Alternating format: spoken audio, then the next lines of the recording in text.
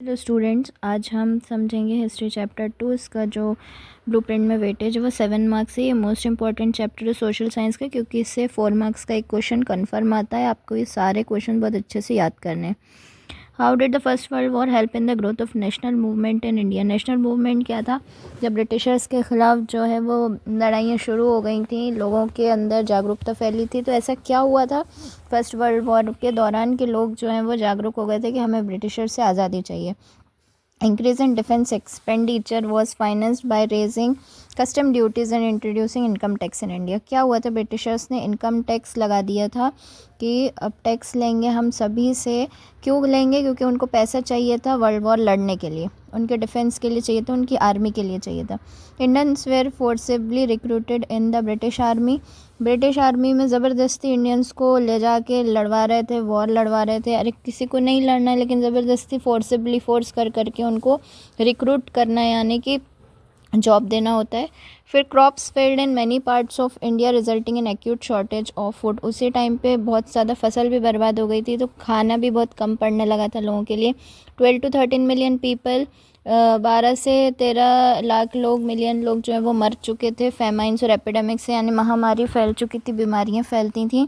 During the war years 1914 में first world war start हुआ था 1918 तक के लिए। तो गुड्स प्राइस जो थे वो डबल हो चुके थे, यानी सामान के प्राइसेस भी बहुत ज़्यादा दुगने हो गए थे। तो अब ये सारी परेशानियां इंडियंस झेल रहे थे, इसलिए उनको लगा कि यार ब्रिटिशर्स हमारे लिए तो कुछ कर नहीं रहे, हमको अब आज़ाद हो जाना चाहिए। Why were Indians outraged by the Rowlatt act. और आउटरेज्ड यानी रेज यानी गुस्सा होता है, आउटरेज यानी बहुत ज़्यादा गुस्से में आ गए थे वो। काय के लिए? रोलेट एक्ट लगने के बाद। रोलेट एक्ट क्या होता है? Indians had hope that after the war their hardships would be over and the government would take step to improve their condition. यानी जब फर्स्ट वर्ल्ड वॉर ख़त्म होगा तो जो है वो गवर्नमेंट, जो ब्रिटिश गवर्नमेंट है, उनके लिए कुछ अच्छा करेगी।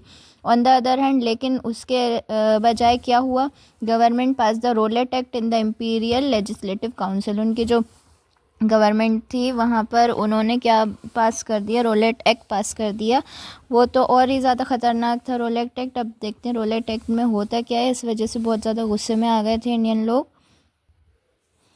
इट अलाउड, जो रोलेट एक्ट था वो अलाउ करता था detention of political prisoners without trial for 2 year. यानी कोई भी कोर्ट कचहरी नहीं होगी, कोई ट्रायल नहीं होगा, सीधे 2 साल के लिए अंदर डाल देंगे। डिटेंशन यानी पुलिस थाने में बंद कर देना। जो भी पॉलिटिकल प्रिजनर्स थे, यानी जो क्या होते थे, जो मतलब जो कि आज़ादी के लिए लड़ते थे, उनको अगर उन्होंने कोई भी रैली निकाली, कोई भी गवर्नमेंट के ख़िलाफ़ कुछ भी करा, प्रोटेस्ट करा, तो 2 साल के लिए उन्हें डायरेक्ट अंदर कर देंगे।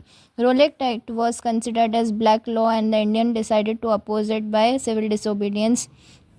रोलेट एक्ट कैसा था? काला लॉ की तरह, ब्लैक लॉ की तरह मतलब कंसिडर किया गया था, और इंडियन ने ये डिसाइड करा कि वो अपोज करेंगे रोलेट एक्ट को बाय सिविल डिसोबीडियंस। ओबीडियंस यानी बात मानना, डिसोबीडियंस यानी बात नहीं मानना, और सिविल डिसोबीडियंस यानी गवर्नमेंट का कोई भी लॉ, कोई भी बात नहीं मानी जाएगी। Why Gandhi ji decided to withdraw from the non cooperation movement. किसी के साथ कोऑपरेट करना यानी उसका साथ देना, लेकिन नॉन कॉपरेशन मूवमेंट क्या था कि अब हम गवर्नमेंट का साथ ही नहीं देंगे। तो लेकिन उन्होंने, गांधी जी ने नॉन कॉपरेशन मूवमेंट को हटा लिया था, विड्रॉ कर लिया था। विड्रॉ यानी हटा देना। क्यों करा था? The movement was turning violent in many places. अब बहुत सारी जगहों पे क्या हो गया था, अब जो गांधी जी थे वो बहुत ज़्यादा पीसफुल प्रोटेस्ट मानते थे कि पीसफुल तरीके से प्रोटेस्ट करो, मतलब लड़ाई झगड़े, उनको लड़ाइयाँ नहीं लड़नी थी। तो लेकिन बहुत सारी जगह क्या हुआ था, ये मूवमेंट जो था नॉन कॉपरेशन वो वायलेंट होने लगा था। In Chauri Chaura village in Gorakhpur district UP. अब एक गांव है चौरी चौरा, गोरखपुर डिस्ट्रिक्ट में, गोरखपुर ज़िले में, यूपी में, जहाँ where 22 policemen were brutally killed after they had fired on protester. अब प्रोटेस्ट हो रहा था वहाँ पे गांव में, तो वहाँ पर क्या हुआ, 22 लोगों को 22 पुलिस वालों को, जो प्रोटेस्टर्स ने उन्हें ने मार दिया था, और बुरी तरीके से मार दिया था। अब गांधी जी तो इसके ख़िलाफ़ थे मारने वारने के, क्योंकि भाई ब्रिटिशर्स के पास थी गन्स और बम वगैरह, और हमारे पास नहीं थी। हमारे पास जो थे वो सिंपल खेती का सामान था, तो वो हमको पूरे ही ख़त्म कर देते अगर हम ऐसे वॉर लड़ते। तो इस वजह से गांधी जी कहते थे कि बिल्कुल पीसफुल तरीके से प्रोटेस्ट करो। Gandhiji thought that satyagrahis needed to be properly trained before they would be ready for mass struggle. Gandhi ji ने ये सोचा कि अब अभी थोड़े दिनों के लिए हटा देते हैं नॉन कॉर्पोरेशन, पहले इनको ट्रेनिंग देते हैं कि किस तरीके से प्रोटेस्ट करना है लड़ाई झगड़े के बिना, फिर मास स्ट्रगल करेंगे, यानी बहुत बड़े लेवल पे लोगों के बिठा के प्रोटेस्ट करेंगे.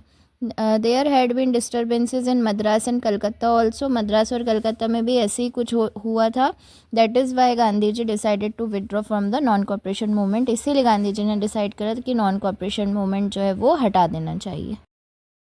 Is meant by the idea of Satyagraha. The term Satyagraha combines the word Satya and आग्रह. अब सत्य यानी क्या होता है? ट्रुथ होता है, सच्चाई होती है, और आग्रह करना यानी किसी से परसुएड करना, किसी को मनाना. तो सत्याग्रह यानी सच्चाई से मनाना. तो गांधी जी का सत्याग्रह जो कॉन्सेप्ट था वो ये था कि हम जो ब्रिटिशर्स है वो सच से उनसे आग्रह करेंगे, यानी हम उनसे रिक्वेस्ट करेंगे सच्चाई का साथ देते हुए, तो वो शायद जो है वो मान जाए. मतलब the idea of satyagraha emphasise किस पे एम्फेसाइज करता है? द पावर ऑफ ट्रुथ, सच्चाई की ताकत पे. And refusing to cooperate with the injustice without using the violence. बिना लड़ाई झगड़े के, बिना वायलेंस के कॉपरेट नहीं करना है. किसके साथ? इनजस्टिस के साथ. मतलब कुछ अगर आपके साथ गलत हो रहा है तो उसके साथ आप कॉपरेट नहीं करिए, लेकिन वायलेंस भी नहीं होना चाहिए. सत्याग्रह किस पे एम्फेसाइज करता है? पावर ऑफ ट्रुथ पे. फिर satyagraha was a noble method of mass struggle introduce by Gandhi ji. Gandhi ji ने ये मास स्ट्रगल यानी बहुत बड़े लेवल पे लोगों को इंक्लूड करके सत्याग्रह एक जो था वो मास स्ट्रगल था, किसने इंट्रोड्यूस किया था? महात्मा गांधी जी ने. Gandhi ji use the tool of satyagraha to organise peaceful protest against British and their policies. जो भी ब्रिटिश गवर्नमेंट थी, उनकी पॉलिसीज़ थी, उनके खिलाफ जो है वो एक इन्होंने हथियार की तरह, टूल की तरह इसे यूज़ करा था, लेकिन पीसफुल प्रोटेस्ट करना था, लड़ाई झगड़ा नहीं करना था. Mahatma Gandhi believe that this dharma of non violence would unite all Indian. अब ये जो नॉन वायलेंस का तरीका था, ये सभी ऑल इंडियंस को यूनाइट भी कर सकता था. Right a newspaper report on the Jallianwala Bagh massacre on 13 April 1919. पहले तो आप इसकी डेट अच्छे से याद कर लीजिए. 13 April 1919 the Jallianwala Bagh incident took place. On that day a large crowd was gathered in the ground of Jallianwala Bagh. बहुत सारे लोग जलियांवाला बाग के ग्राउंड में इकट्ठा हुए थे. Some came to protest against the Rowlatt Act. अब रोलेट एक्ट लगा ही था, तो उस टाइम कुछ लोग तो उसके प्रोटेस्ट करने आए थे वहाँ पर ग्राउंड में.